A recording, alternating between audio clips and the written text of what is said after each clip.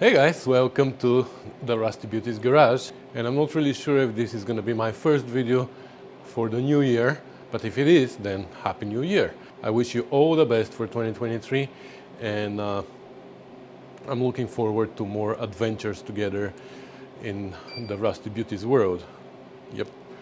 And today we're going to be working on the TR4, the 1964 TR4 behind me. As you can see, it is covered and it is tucked away because it is actually, for me right now, it is still 2022. It's one of the last days, but I believe you're going to see this in 2023. So anyways, I'm saying that because this spot here is empty because we're bringing in and out my son's Miata and we're working on that. You've probably seen some videos already. So that's why I keep this spot empty, but right now he is with his mom. That's why I have the car out, and today we're going to be working on the TR4. The actual TR4 is sitting over there covered so it doesn't get dirty and dusty because we are grinding here and welding in this spot, so we don't want to mess up the car. And I uncovered just one corner for you to see it. But what I think we're going to do today is we're going to work on the engine. I mean, on the engine block. So we're going to clean it up. It's still oily and greasy here and there, and especially inside there's a lot of sludge in it, so we want to clean inside here. We're going to pop out these liners. They're not going to be used. We ordered new liners. They're on their way to us. And then we're going to flip it upside down and we're going to clean the block inside. We're going to clean everywhere so we can get it ready for paint. We don't have the paint yet. It's going to come in a few days and then we're going to paint it. But for now we can at least clean it because that's the last part that we haven't cleaned yet. Everything else is cleaned and ready for paint, I believe. I don't know, there's some parts that still need to be wire wheeled, but at least they are cleaned, I mean degreased, because you know grease and oils are enemies of the paint. So we need to degrease everything first, then clean the rust, de-rust it, and then paint it. So without further ado, let's get crack-a-lacking.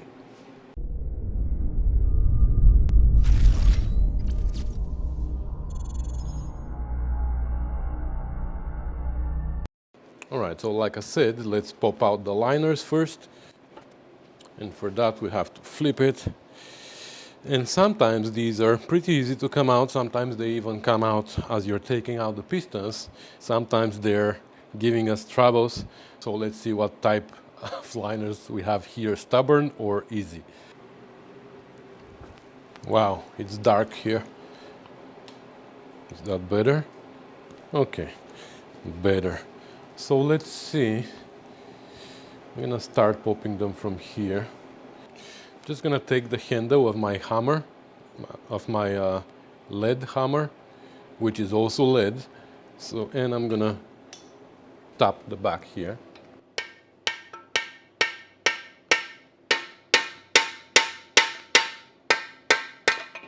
That's too optimistic, huh? Yep. Okay, let's try with piece of wood. Hopefully that's not too optimistic too. Looks like it is, because it is not moving. That is going with the grain of the wood and it's literally sinking inside the wood, so maybe this way. Let's see.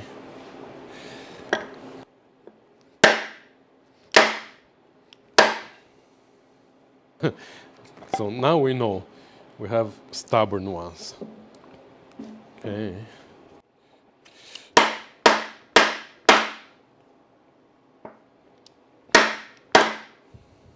No, it's not moving even a smidge.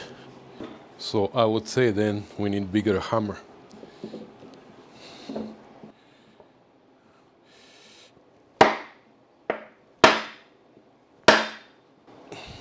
Holy moly.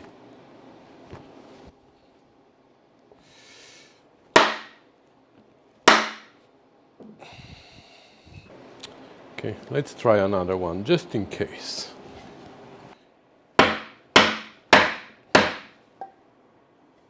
Same thing. Wow, wow, wow. Okay, I'll have to figure out something else. Well, one is out, that's number 4 actually. And I was able to do that with the back of my lead hammer.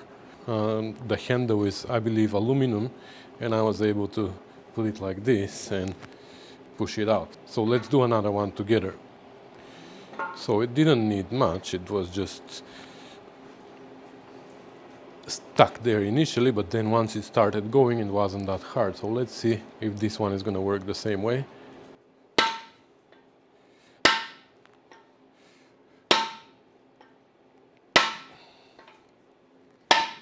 Yeah.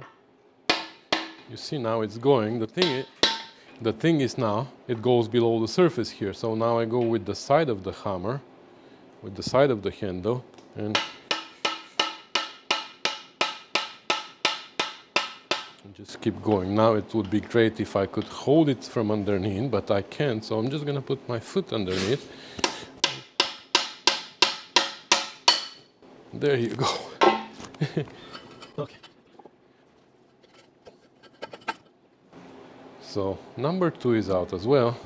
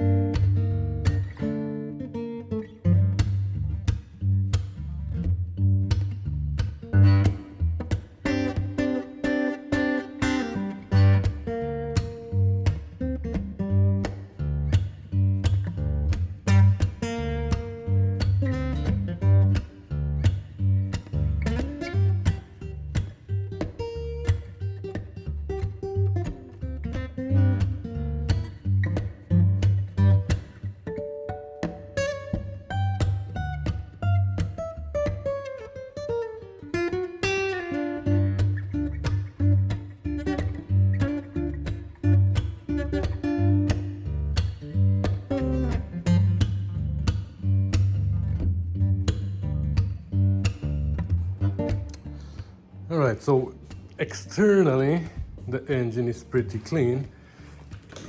Like you saw, I used the big wire wheel and then the small wire wheel for corners like here and here.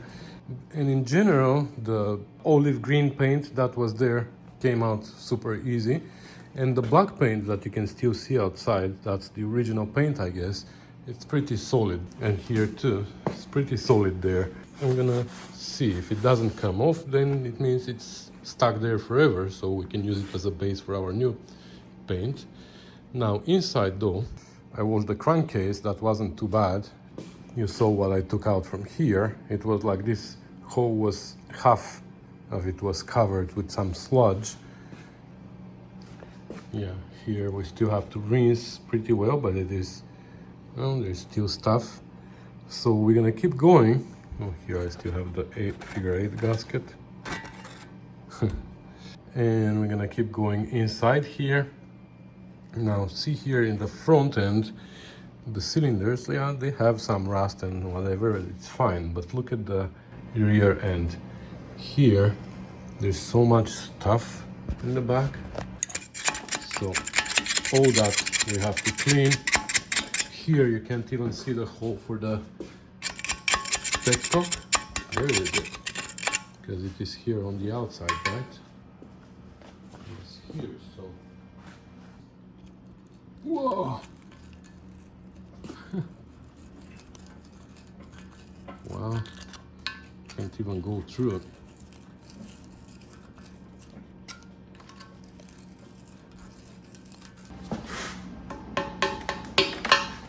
Oh, here it is. There's actually a hole here. So now we can see it down there at the bottom. So yeah, so I'm gonna keep cleaning here, and hopefully by the end of the day today we're gonna have a nice and clean block.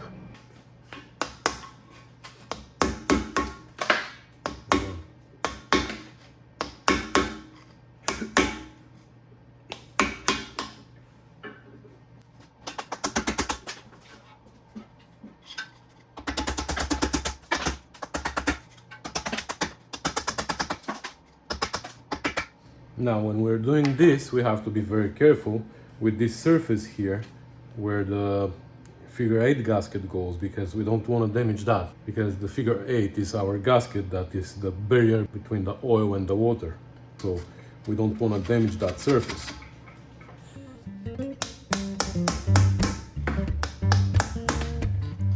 These are some big chunks.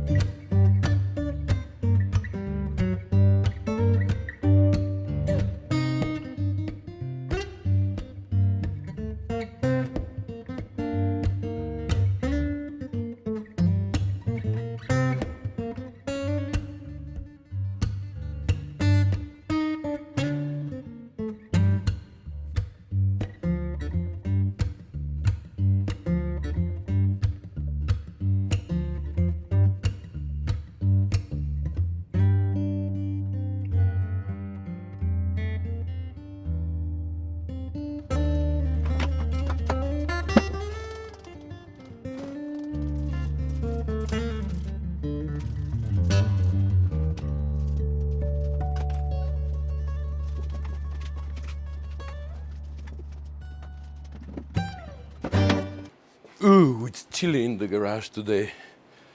So let me see where we're standing here.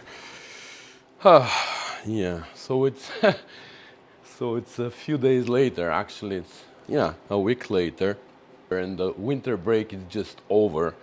So my son was in winter break, so as you may know, we worked a little bit more on his Miata, so I left the TR4 to the side. So now my son is back to his mom because he's going to school in 2 days. And now I can get back to the TR4. But honestly, I'm sick and tired of cleaning parts. And I have a whole bunch of parts on the way to me, but now around the holidays, the delivery is taking forever. So I don't have many parts too. But I think for the transmission, we need seals, we need gaskets, and we need a solenoid. I believe that in my stock I can find the seals and the gaskets, and we can change those, and then we can only do the solenoid when it comes. Yeah, you know what? Let's go through the stock and see if we have what we need for the transmission. Yeah, we can do something more productive, you know? I'm sick and tired of cleaning. So if we come here to my favorite Most Motors website, we can go to shop by model.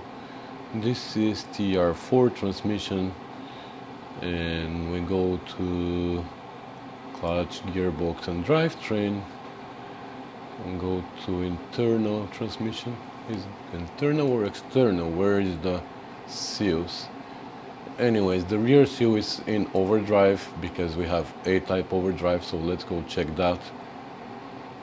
So the rear seal is here, And we're gonna write that down, 120700. Then we can go back. Oh, here on the overdrive we also have the speedometer. That's interesting. The seal is not shown here. Maybe we can go to the TR6 A-type overdrive. Now here it is shown. That's interesting. Okay, so this is A-type overdrive for TR6, but I believe they should be the same. If not, we're gonna figure it out. So the oil seal here is 461445. And the O-ring is 866035. Then we can go back to TR4. We are not going to use the speedometer, we need the front one. So this oil seal is 520060. And we need these three O-rings right here. So they're 290925.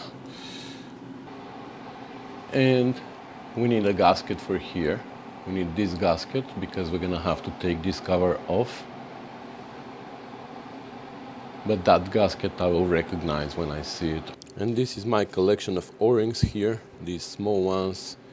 No, so we have O-ring only on the speedometer and the three little ones, which I know they're pretty much this size, but not this. So 290925, it's not this.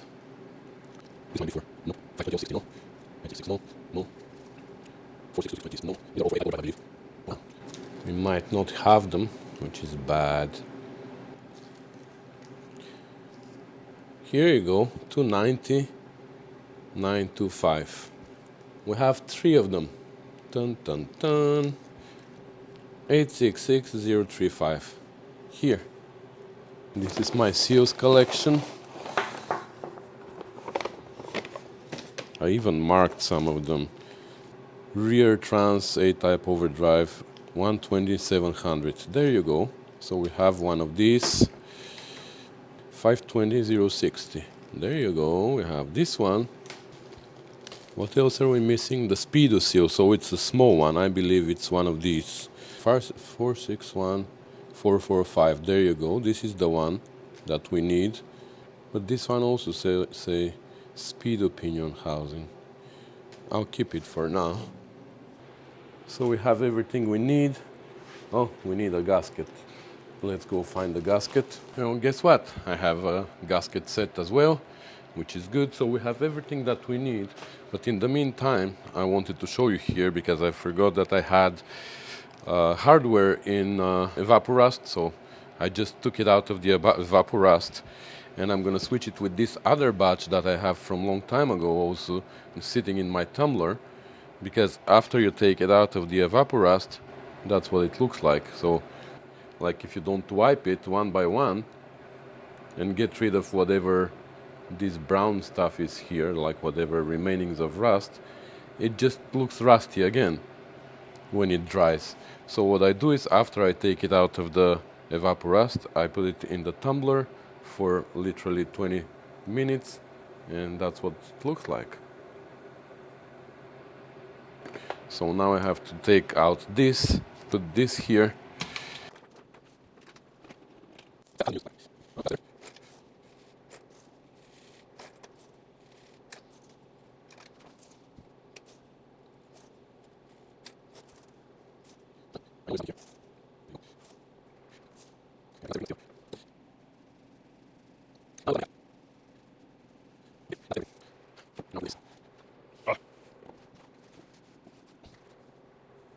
And now we can add the other hardware.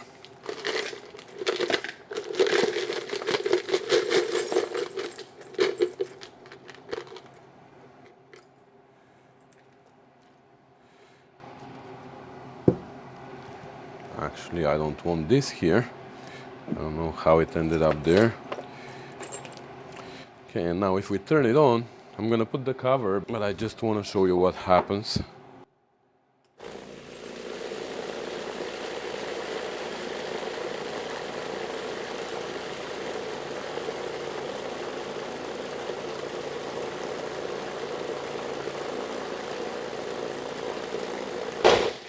Alright, let's put the cover on. I'm gonna let it run for half an hour maybe or so, but I'm gonna put it somewhere else because it's too noisy for us, right? Alright, oh my god, it's heavy. Okay, now this transmission has been sitting for probably 3 weeks since I cleaned it up and we changed the oil and we ran it on my testing rig.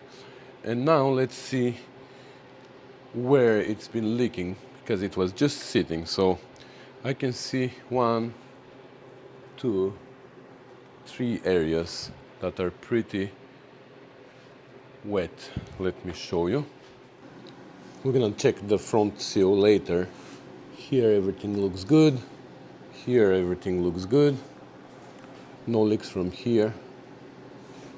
But here, you see, this is wet, but I think it's coming from here.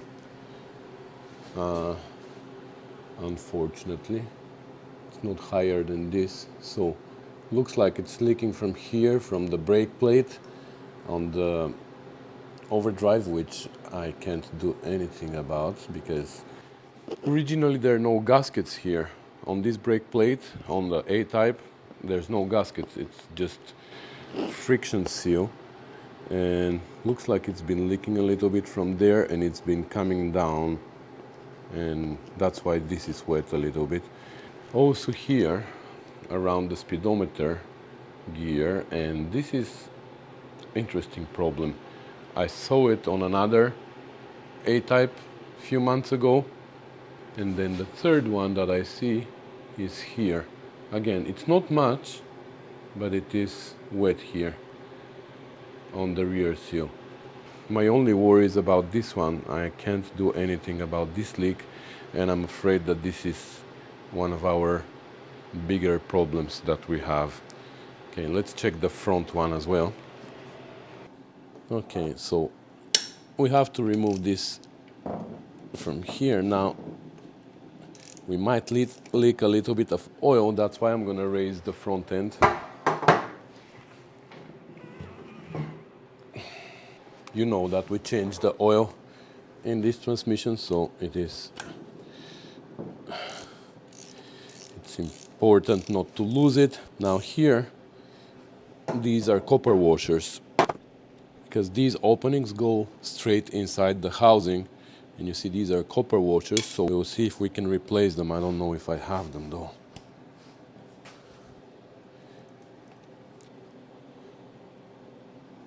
If it's not leaking from this hole, then the oil level is fine. We're not gonna change this gasket. It looks like it is nice and dry here underneath. So, because if we open this now, for sure the oil level is below this. But it's nice and dry there, so we don't need to touch it.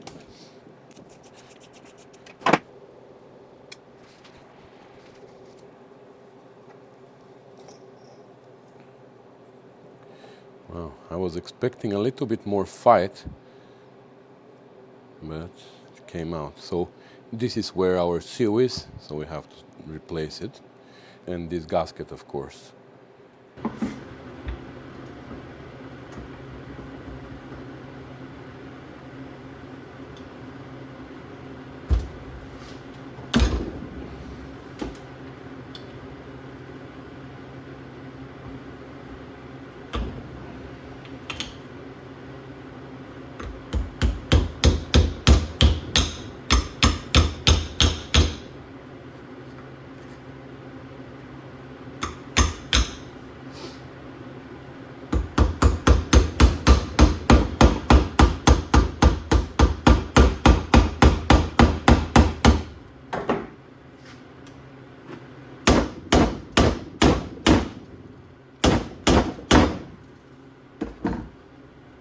So I started damaging that surface down there, which is not a problem because it's just a shoulder where the seal hits, but I also started damaging here this surface, which is also not a problem because this is just pushing on the bearing, I believe. The surface that seals is this one where the gasket is.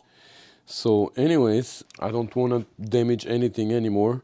That's why I came here on the lathe to see if I can do something, but the problem is here. I can't hold it better than that. Like, I'm gonna try really gently. This is a big part for this lathe.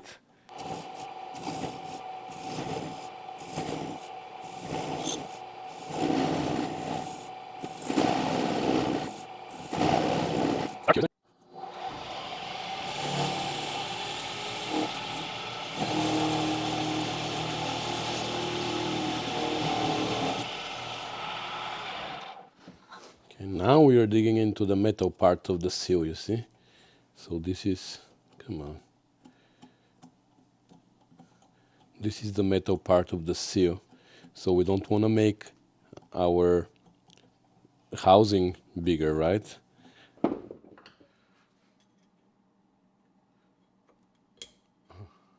Okay.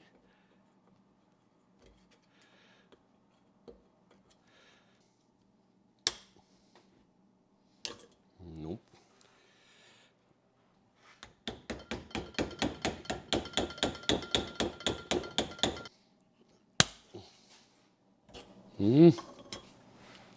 Finally.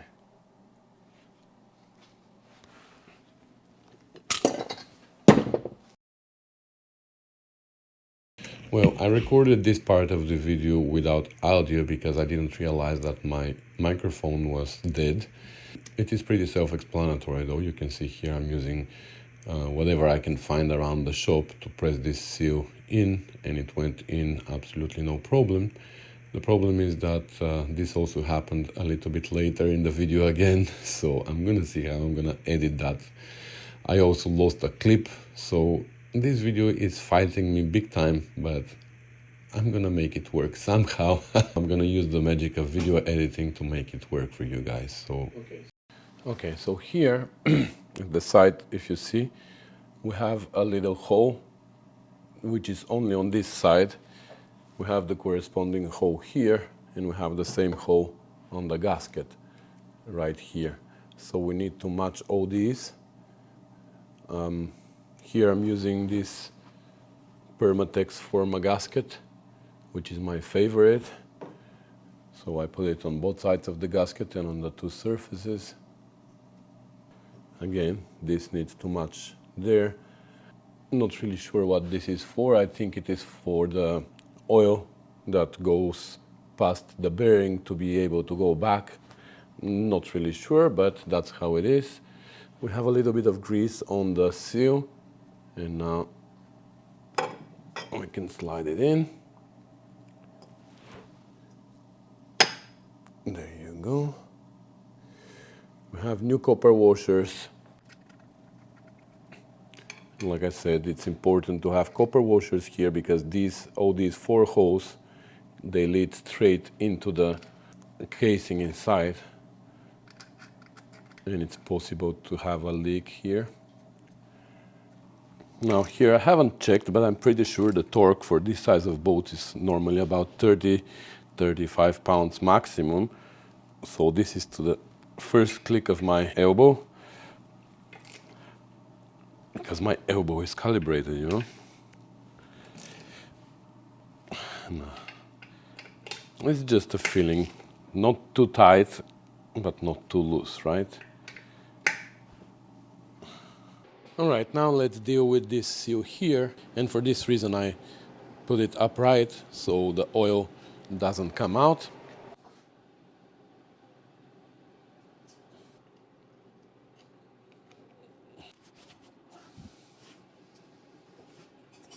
So this is, I don't know what size, but I use a 32mm socket. It's obviously smaller than that. Maybe it is, I don't know, 1.25 inches. That's 1 1/8. So yeah, it looks like it's 1.25 inches, but I use 32mm. There's no preload here. There are shims inside the overdrive. Okay. And this many times comes out by hand, you see. So we check this surface here for where the seal rides. It's not too bad. This is the seal. Let's see if it is gonna give us troubles too.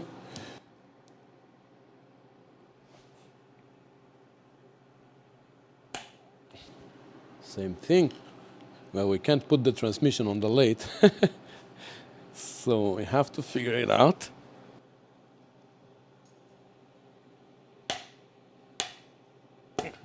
Okay. This one actually came out easier. There's a piece fell inside. Other than that, it's clean. That's the one. This one is just gonna tap in.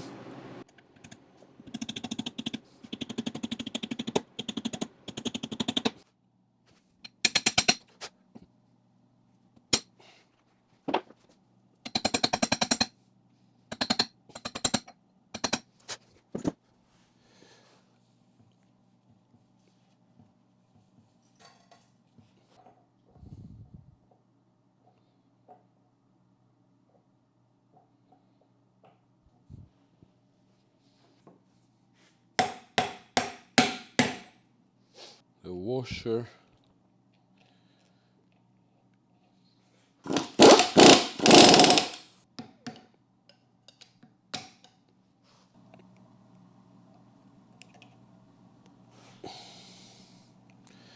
All right, this one is changed. Let's see this one now. Whoa, looks like this badge turned out much better because the sand was a little bit wet from the, what's it called? The evaporust. And look, they look like brand new. Wow, and look at these. Look at these. They look dusty, and I think I'm gonna put these back. Look at this boat. It's like new. Wow, love it. All right, so next, let's take this assembly out, the speedometer gear assembly, and see what we can do about it. Here inside there is a seal that we can change easily. The problem is here on the outside, like I said earlier in this video. I saw another one, another A-type overdrive with the same problem, and I thought that somebody messed up something, but it turns out that it's not only that one.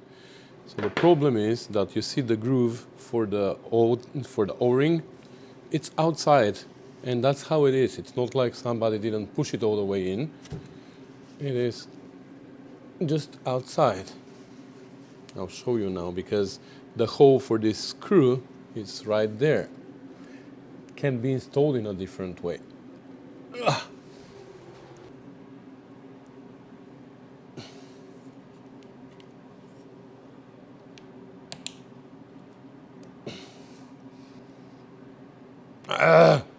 Okay, I didn't want to do that, but looks like I have to.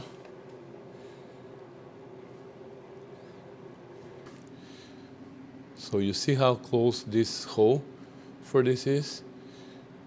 So that's how far it ends up. Okay, let's take this out for now. So you see, when the hole matches this hole, this groove is on the outside. But what stops the oil from coming out? There's nothing. So what I did on this other overdrive, and what we're gonna do here, we're gonna do the same. We're gonna make the same groove on the lathe, but on this side, because we have a lot of surface here inside that we can put the O-ring in. I don't know, this is some stupid misdesign, but anyways, we're gonna measure this groove and we're gonna make the same one on this side. The seal is inside here, so we can take this apart. Of course, easier said than done. Let's go on the vise. And this is where I lost the clip, like I said earlier, where I took this assembly apart. So unfortunately I can't show you that, but you're gonna see later how I put it back together. So that's also gonna explain how you take it apart.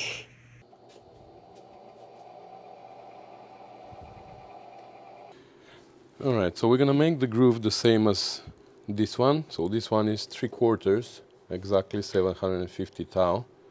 Yeah, 750, so 3/4. We're gonna make the same groove. All right, so Mr. Chef Tash is behind you, so watch it, guys. Watch your language.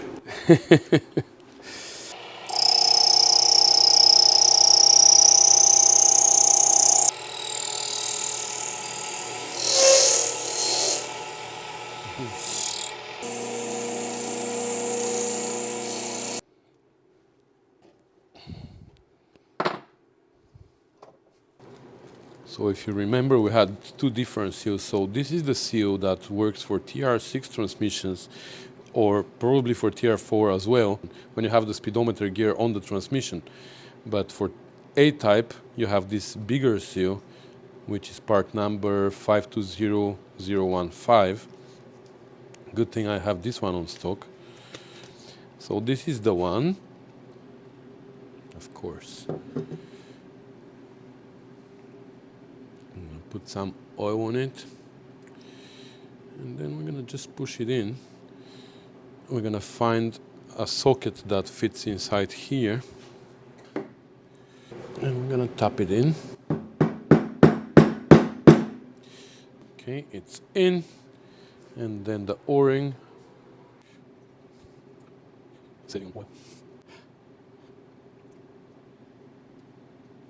Okay. Now we have to assemble the top cap, which is here.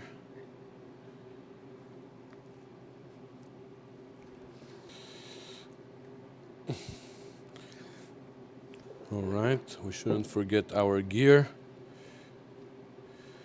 Now this car, when I was test driving it, the speedometer was going like this, and I don't know if that's because some teeth are damaged on the gear inside. I don't know. I can just try and...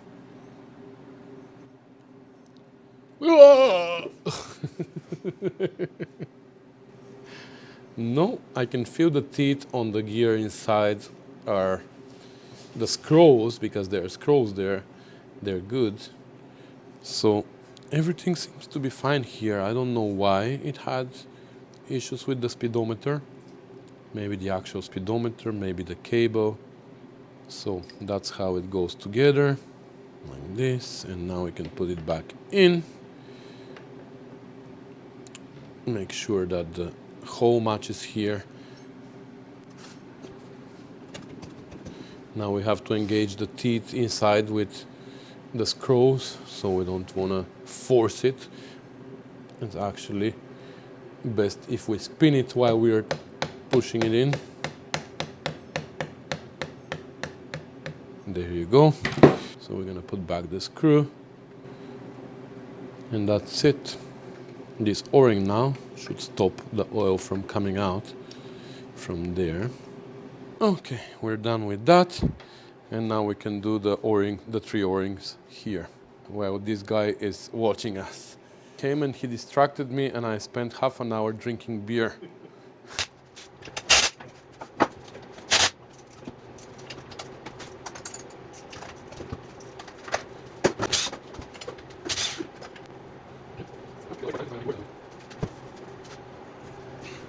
Quick inspection. Looks good. Yeah, I don't see anything broken or missing. No, the actual transmission works really well. When I was driving it, it was clicking like butter. Oh, you see that gasket? Yeah, inch marks on it. I think that's lined paper. Yeah, somebody made it out of lined paper. Well, that tells us that somebody's been inside. So you see, he still knows how to use a wrench. He knows which side of the wrench to hold and which one to hammer with. It wasn't even metric. Yeah, with that alpha, he's used to metric now. All right, so these right here behind, this is where the 3 seals live. the 3 O-rings, but for that reason we have to take these shafts out. So for those of you who don't know what's going on, let me show a quick demonstration here.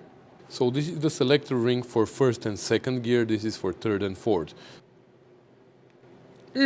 I can't slide it with my fingers, but when you slide this to the back, it's first gear, slide it forward, that's second gear, so there you go. Now this is your second gear, then you have to return it to neutral, and this is your third gear. Let's see if I can slide this one.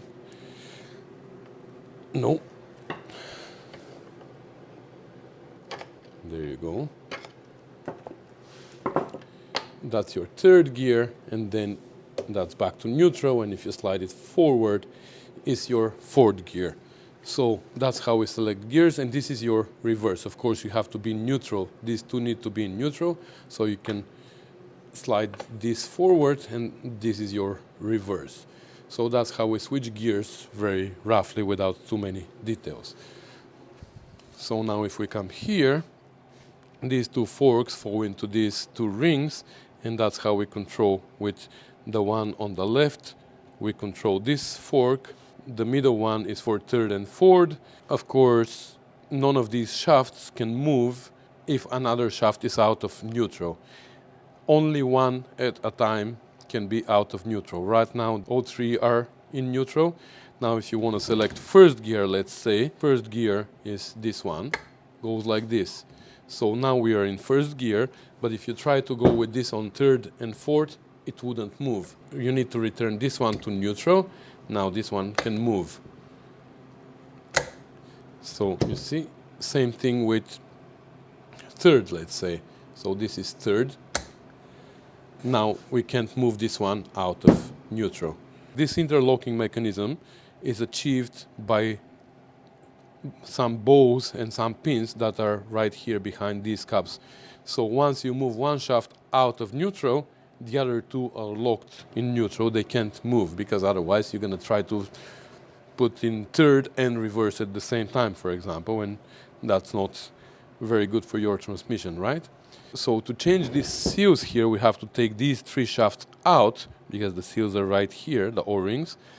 But we also have to play with this interlocking mechanism here, because once we take everything out, everything is going to fall apart. So that's the complicated part. So now, to take these shafts out, we need to undo these screws here, which are square head. I don't even know what size they are. And I keep threatening that I'm going to buy a square socket for there, but I always forget once I'm done. So I figured that 3/8 but 12 points socket works for these if they are not damaged, because once you damage the little corners, then nothing works. So let's see if that's going to work now. Yeah. No, bigger. No, this is bigger. I tried that socket, that's right too. Yeah. Well, some of them are super tight, and then this just damages them. But some of them work well. Like this one, for example.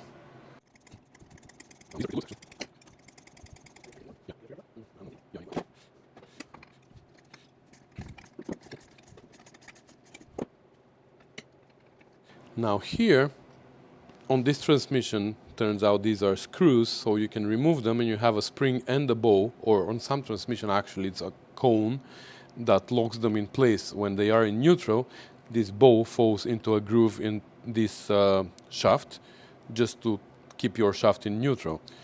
On some transmissions though, these are like freeze plugs, or like very little freeze plugs, and once they are in, it's really hard to take them out, and even if you take them out, then when you try to put them back in, they don't stay. You have to replace them.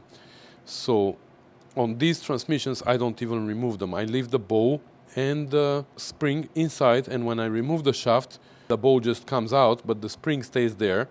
And then when I have to assemble it, I use this screwdriver. I put the shaft halfway, like just to reach here to hold my bow. Then I put the bow from this side, and with this screwdriver I lift the bow up, and then I'm able to put the shaft all the way in. This way I avoid removing this. In this transmission though, this is nice that, Sounds like you're good at handling balls. yeah, I handle lots of balls.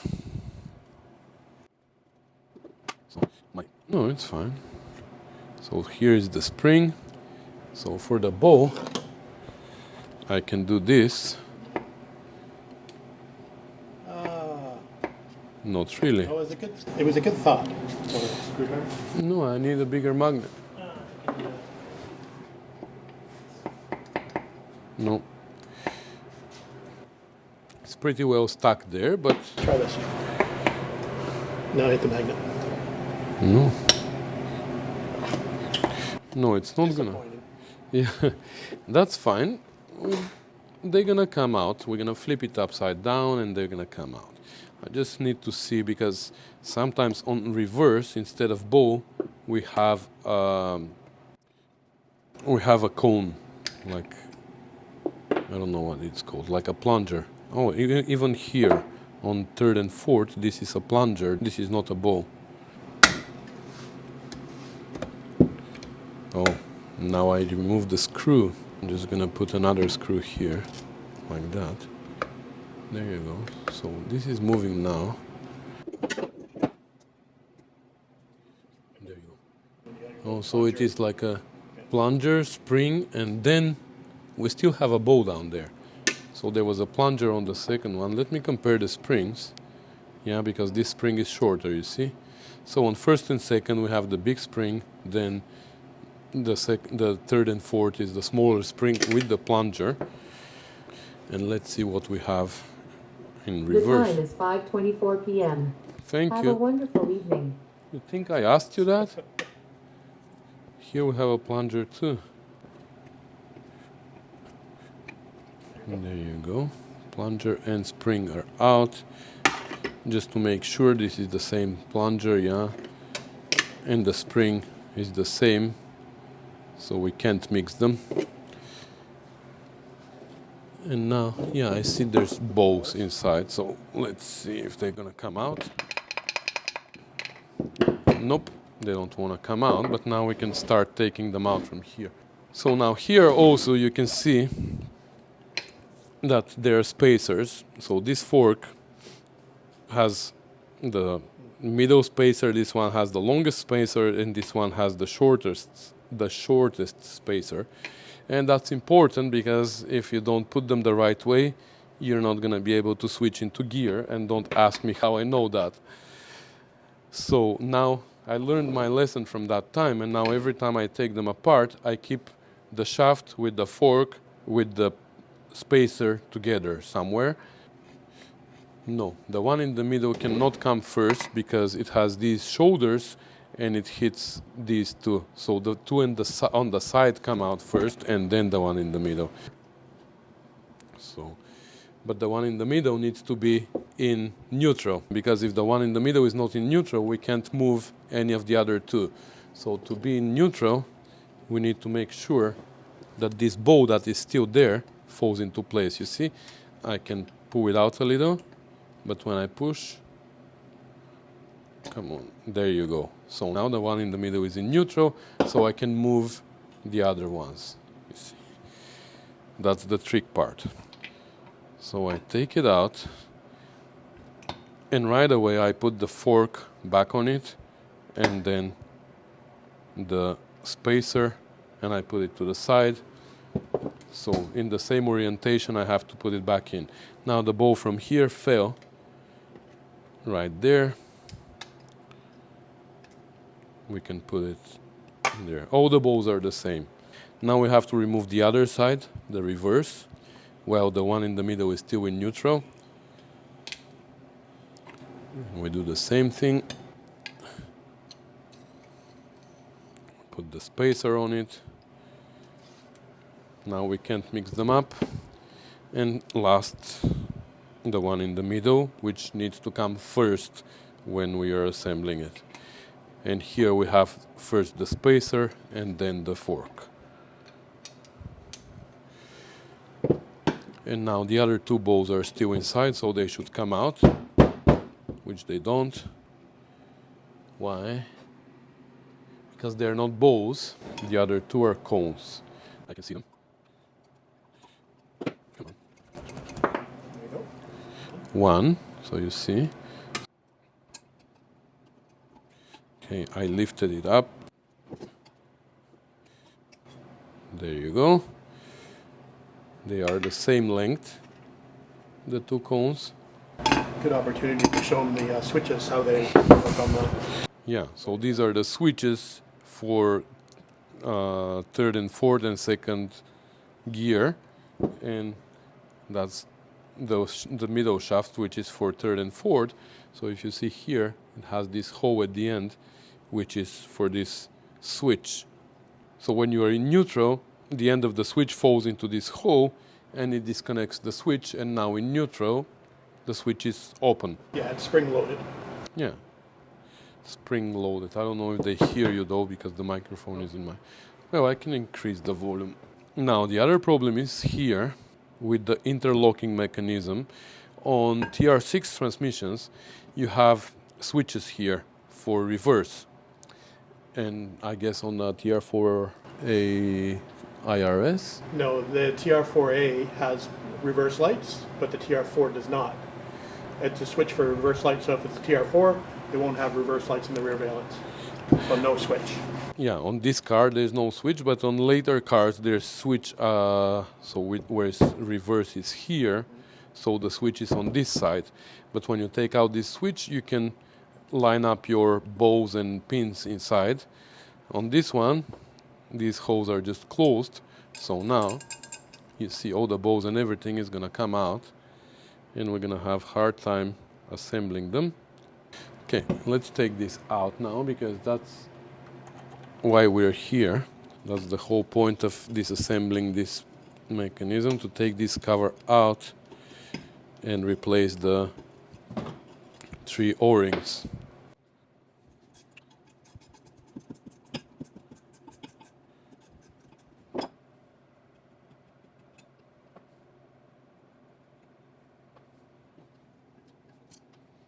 Right away, one of the O-rings flies away. Here's the other one, and here's the last one. Hard as a rock. Yeah. Hard as a rock. However, you can only see one bow on this side. I don't see the other bows. And pins. So the pins might be still in the shafts, So there's actually. a ball on here, on this side. Okay, there's one pin in the... Yeah, there's one bow there. Yeah. There's one pin in this shaft. So there should be 2 other balls, right? One more.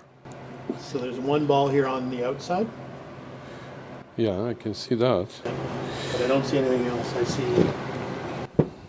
see the holes there for them. So let's see how this works. So the ball for this one is there. Here. Yeah, it's Yeah, I inside. can see that. So this one has to come out. There you go. Oh, there you go. So Chef Tash took it out with the magnet. So that's how it is. So we have the pin inside here and the 2 bows that go on the 2 sides of the pin. So when everything is in neutral, the bows are not locking anything. But once you move a shaft, let's say you move this shaft, which is for reverse, you move it forward. Now this bow that had room to move left and right, now it's pushed directly into this hole here. And by pushing it into this hole, now this shaft is locked. But also by pushing it into this hole, we push this little pin inside, and this pin pushes on the other bow, which also locks this shaft in place. Now these 2 shafts are locked. The only way to unlock them is to pull this shaft back. Now we allow this bow to go back into this hole, and now the other 2 shafts are unlocked. Now we can move them anywhere we want. But as soon as we move this one out, this pushes this bow into this hole and this bow into this hole, and now these 2 other shafts are locked. So as soon as you move one shaft, the other 2 get locked by these two bolts. That's how the whole mechanism works. So now let's replace the O-rings, and then I'll show you how we're gonna assemble this.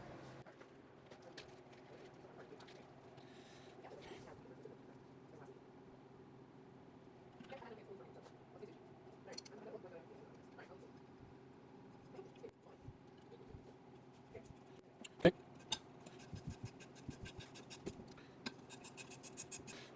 All right, so the O-rings, the new O-rings are in. I'm gonna put some oil here. All right, so now that we have the new O-rings there, and like I said, the first shaft that goes in is the last one that we took out, which is the one in the middle for third and fourth gear. So we're gonna take out the fork and the spacer, but we're gonna put them in the orientation that we know that we want them to be, so we don't mix them up. I'm gonna put some assembly lube. We don't need a lot because there's still oil inside. It's not like the transmission was taken apart forever. And we're gonna have to put our pin inside, remember, the interlocking pin. I'm gonna put some grease here in the hole where it goes.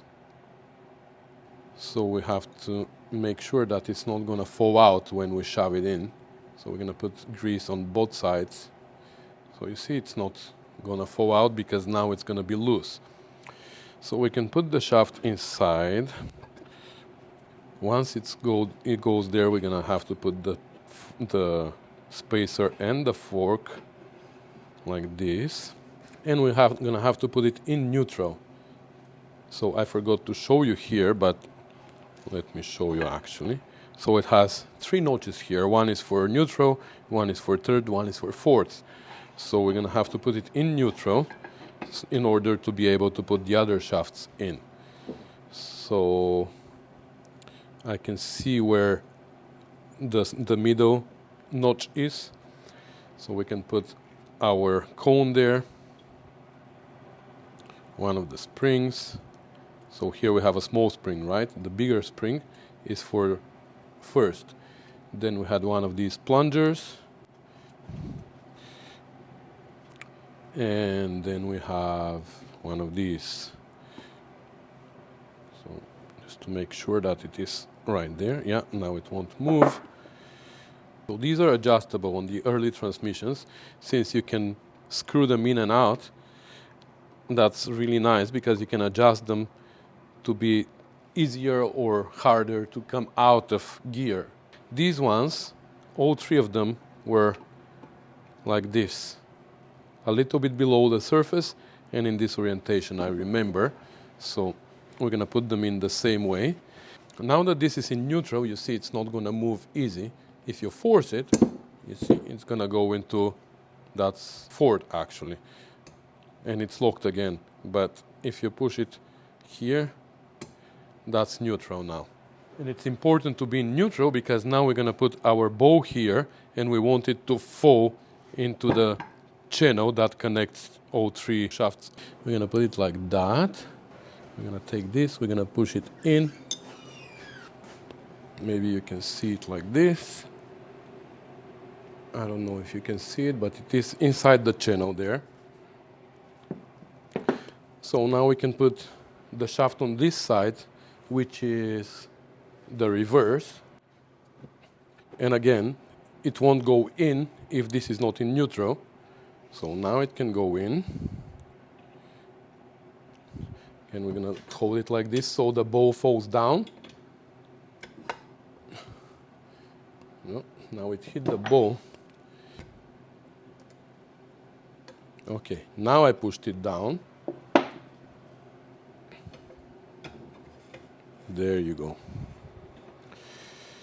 So now again we have to put the fork here and the spacer.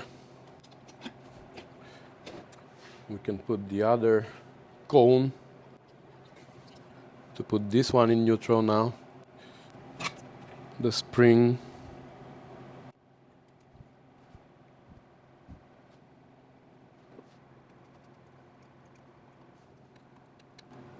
Okay. And now we can do the same on this side with the other bow. We have to roll it in.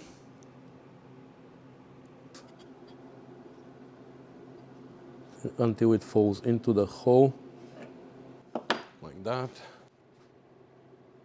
It's in the hole now. Oh, now you see it. So now I just have to push it down. Like that. Now it's down. Now we can put the other shaft in again. Careful not to mess up the fork.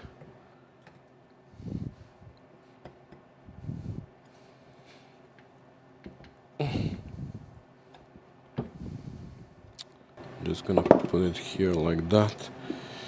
Is it not in? Okay, so this is where I lost my audio again. So from here till the end of the video, which is soon, I promise, it's gonna be a voiceover. So I'm sorry about that. So the reason why this shaft is not going in is because the plate with the 3 holes, the one that holds the 3 O-rings in place, is actually out of place a little bit. So something that I learned from this experience now is that you should leave the 2 bolts that hold that plate in place a little bit loose and tighten them after everything is assembled. You have room there for a socket, and you will see later I'm gonna do that. Actually, it's not later, it's right here. So you see I was able to put the socket with an extension there, loosen the bolts, adjusted the plates, tightened them, and now the shaft is moving, no problem. Next, just like on the other side, I put the fork and the spacer behind it. And then I put the bow and the spring, which spring, this is the big one, remember? And then there's no plunger, you put the cap directly and screw it to the correct tension. And then I tested to see if everything works, if I can switch to all gears, and if the interlocking mechanism works well, which it did. Then I put the set screws with the square heads that hold the forks in place. I tightened those. Then I cleaned the gasket surface, and I put some of my favorite gasket maker, Permatex Forma gasket. I did the same for the transmission. I cleaned there a little bit. There was a little bit of residue from the paper gasket before, so I cleaned that. I put a little bit of Permatex Forma gasket there. I also applied some on both sides of the gasket, and then I was able to put the cover on. When I was putting the cover on, I was paying special attention to where the forks go. They need to fall into the grooves on the selector rings. And also very important, the one for the reverse needs to fall right on top of the lever for reverse. Otherwise, you're not going to be able to switch to reverse. And once everything was assembled, I checked one more time to make sure that I can switch to all gears, first, second, third, fourth, and very important, reverse, because you're not really able to assemble the cover without putting the 2 big forks in the right place, but you are able to assemble it with the reverse out. And because you can assemble the cover like this, you might not even notice that it is out of place and figure this out when the transmission is in the car and it's too late. So I made sure that the reverse works as well. And now the last leak that remains is the one from the brake plate, which I don't think I can do much about without taking apart the whole overdrive, because originally there's no gaskets there, so I don't even know how it seals, but normally it seals. I rarely see any A-type overdrives leaking from there, but this one does. So the only thing that I could do here was to snug the bolts a little bit, and it turns out that they were a little bit loose. So hopefully by tightening them now, I fixed the problem, but we're gonna see later. If not, I believe that I can tighten them a little bit more, but we're gonna do that when the overdrive is in the car. And if it still leaks, I'm gonna go and snug them a little bit more. But if it keeps leaking, well, unfortunately, I can't do anything more about this one. All the other leaks, I believe, are fixed now. And with that, I believe we've done everything that we could do on the transmission with the parts that we have in hand. For everything else, we need parts. And what's left is actually to change the solenoid, run some wiring, and test the overdrive, see if we can make it work electrically. And we also need to deal with the fork and shaft in the front end, change the bushings, and install the new hardened pin and all that stuff. But again, for that we need the parts that we still don't have. And this is the final clip in which I was saying my goodbyes. And I'm not even gonna try to do lip syncing here. I'm just gonna say one more time, guys, that I really appreciate you being here, hanging with me in the garage, commenting, watching, subscribing to the channel, sharing, supporting financially, and all this good stuff that you do for me. Thank you so much. I'll see you in the next one. Bye.